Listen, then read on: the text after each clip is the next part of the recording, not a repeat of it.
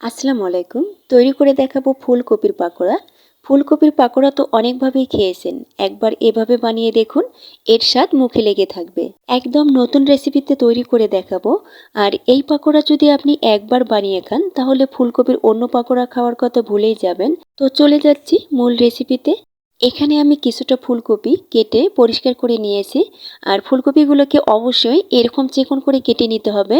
এই ফুলকপিটাকে যত চিকন করে কেটে নিতে পারবেন পাকোড়াটা কিন্তু তত বেশি ভালো হবে। আর কেটে নেওয়ার পর ফুলকপির পরিমাণটা এখানে 1 কাপেরও কিছুটা বেশি আছে। এখন এর সাথে হাফ কাপ আলু কুচি দিয়ে দিচ্ছি। আর আলুটাকেও আমি চিকন করে এবং লম্বাটে শেপে কেটে নিয়েছি। এরপর দিচ্ছি 2টি মিডিয়াম সাইজের পেঁয়াজ কুচি, 5-6টি কাঁচামরিচ কুচি, 1 মুঠের মতো ধনিয়া পাতা কুচি, হাফ চা চামচ লবণ, 1/4 চা চামচ হলুদ গুঁড়া, হাফ চা চামচ ভাজা জিরার গুঁড়া, সামান্য পরিমাণ গোলমরিচ গুঁড়া। এরপর দিচ্ছি 2 টেবিল চামচ চালের গুঁড়া। তবে হাতের কাছে চালের গুঁড়া না থাকলে এখানে আটা বা ময়দা যে কোনোটাই নিতে পারবেন। এবং সবশেষে দিয়ে দিচ্ছি একটি ডিম। ডিম এবং চালের গুঁড়া এখানে দুটাই বাইন্ডিংয়ের কাজ করবে এবং ডিম দেওয়ার কারণে পাকোড়াটা খেতেও ভালো লাগবে। যেহেতু ডিম অ্যাড করেছি তাই চালের গুঁড়ার পরিমাণটা প্রথম পর্যায়ে কমিয়ে নিয়েছি। তবে মেখে নেওয়ার পরে যদি প্রয়োজন মনে হয় পরে অল্প কিছু অ্যাড করে নেব। আর কেউ যদি ডিমটা স্কিপ করতে চান সেক্ষেত্রে চালের গুঁড়ার পরিমাণ বাড়িয়ে নিলেই হবে। সব কিছু হালকা হাতে মিশিয়ে নেওয়ার পর মনে হচ্ছে আরও কিছুটা চালের গুঁড়া লাগবে। তো আমি আরও 2 টেবিল চামচ চালের গুঁড়া অ্যাড করে দিচ্ছি। এরপর আবারও ভালো করে মিশিয়ে নিচ্ছি।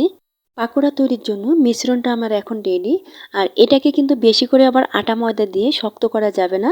এরকম কিছুটা নরম হবে। পাকোড়ার শেপ দেয়া যাচ্ছে এরকমভাবে রেডি করতে হবে। আর আপনার পছন্দ মতো যে কোনো শেপে ভাজতে পারবেন। চুলায় একটি কড়াইতে কিছুটা তেল গরম করে পাকোড়াগুলোকে দিয়ে দিচ্ছি। তেলটাকে অবশ্যই ভালোভাবে গরম হতে হবে, হালকা গরম তেলে ছাড়া যাবে না। প্রথম পর্যায়ে আঁচটাকে মিডিয়ামে রেখেছি। এরপর পাকোড়াগুলোকে দেওয়া শেষে আঁচটাকে মিডিয়াম টু হাইতে রেখে পাকোড়াগুলোকে ভেজে নেব। আর এই পাকোড়াগুলো ভাজতে খুব বেশি সময়ও লাগবে না। যেহেতু আঁচটাকে মিডিয়াম টু হাইতে রেখেছি তাই অল্প সময়ের মধ্যেই পাকোড়াগুলো ভাজা হয়ে যাবে। আর আঁচ কমিয়ে ভাজলে তাহলে কিন্তু এগুলো ভাজতে অনেক বেশি সময় লাগবে। আর যেহেতু আমরা চালের গুঁড়ার পরিমাণ কম ব্যবহার করেছি তাই ভেতরে কাঁচা থাকারও কোনো ভয় নেই। এই আছেই সুন্দরভাবে ভাজা হয়ে যাবে আর পাকোড়াগুলোও ক্রিস্পি হবে। উল্টিয়ে পাল্টিয়ে 2-3 মিনিট ভেজে নেওয়ার পর দেখতেই পাচ্ছেন পাকোড়ার গায়ে সুন্দর একটা কালার চলে এসেছে। এখন এগুলোকে আমি তেল থেকে উঠিয়ে নেব।